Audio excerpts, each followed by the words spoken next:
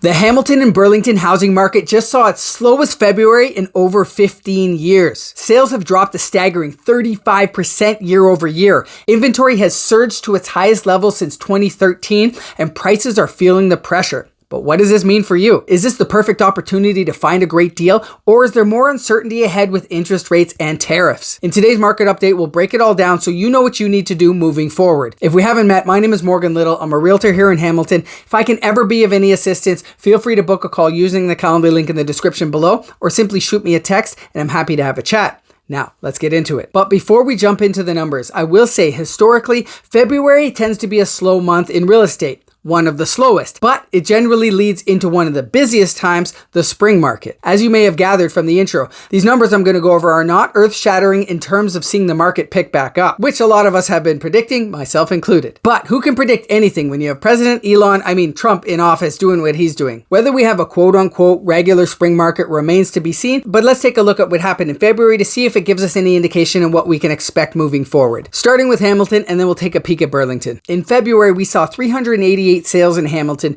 which is down 25% from the same time in 2024. Like I said, February does tend to be slower, but this is very slow considering we had higher interest rates last year. Now, couple that with the 909 new listings hitting the market, which is similar to last year, but with the lack of sales happening, we're looking at a total inventory level of 1,671, up almost 38% from the end of February 2024. I just did an entire video about the factors impacting why homes are not selling right now. You can do a deep dive into that here. One of the items I do discuss in that video is the months of supply, which is up over 80% from last year to 4.3 months of inventory.